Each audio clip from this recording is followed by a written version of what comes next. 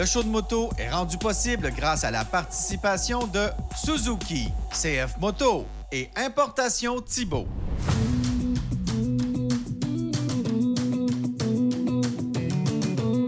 Si vous écoutez le show de moto depuis quelques années, vous l'écoutez peut-être en partie à cause de nos voyages moto. Vous savez que je suis passionné de voyage en moto parce que, selon moi, c'est la meilleure façon de voyager.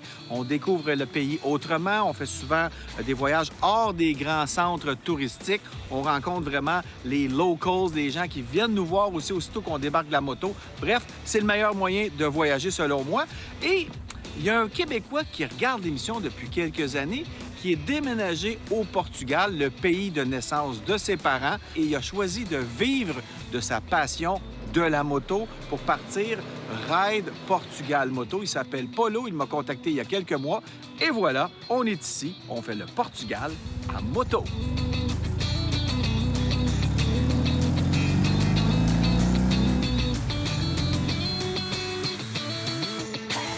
Bon, bien, Paulo, écoute, on est déjà en amour avec le Portugal.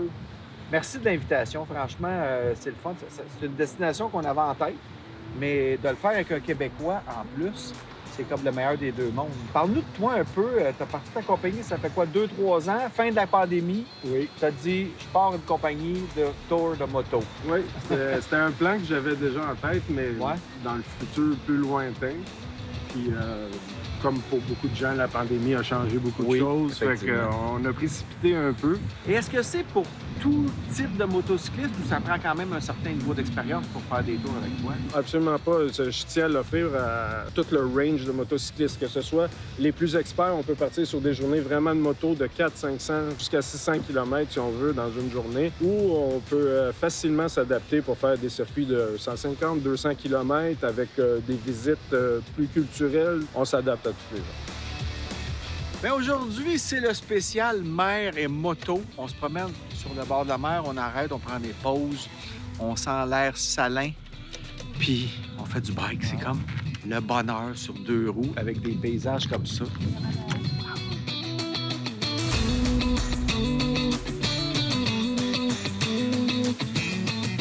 On peut pas venir au Portugal sans profiter un peu de l'histoire fascinante de l'Europe. Écoute, il y a tellement des belles choses à voir. Juste un château comme ici, il y a eu des générations sur plusieurs centaines d'années qui ont bâti, agrandi, rebâti un château. Alors, on peut découvrir ça aussi, tout en faisant une ride de moto. C'est parfait. On a un beat relax, c'est notre première journée sur la route. On apprend à se connaître en tant que pilote de moto, parce que des fois, c'est les premières fois qu'on roule ensemble, même si on se connaît depuis longtemps. Et on profite du panorama. Et c'est pas rien comme panorama. Wow!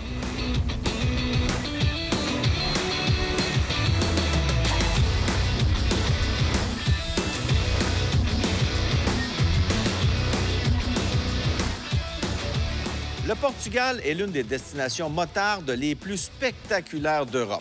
Avec un temps chaud presque toute l'année, c'est un pays qui peut être exploré en toute saison.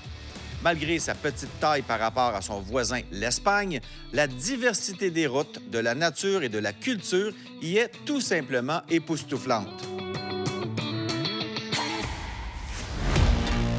C'est notre deuxième journée aujourd'hui au Portugal. Hier, on s'est familiarisé avec nos motos, avec la conduite portugaise. Donc, une petite journée d'acclimatation, c'est toujours bon à faire quand on commence à voyager en moto pour un peu découvrir le code de la route, les us et coutumes des usagers de la route ici.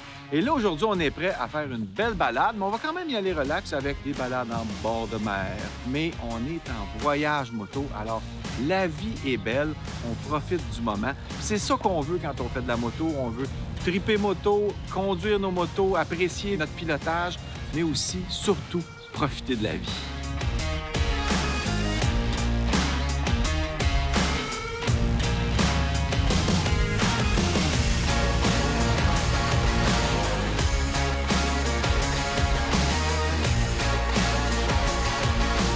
On fait un arrêt par la ville de bord de mer de Nazaré. C'est magnifique. Évidemment, il y a des touristes, mais c'est quand même hors saison. Donc, on a le temps, on a de la place. Il y a de la place au café. Et évidemment, il y a des souvenirs pour les touristes. Alors moi, quand je fais des voyages moto, j'aime ça me ramener des aimants pour le frigo, des petites choses, parce qu'on n'a pas de place dans la moto, mais ils trouvent toujours le moyen de nous vendre quelque chose.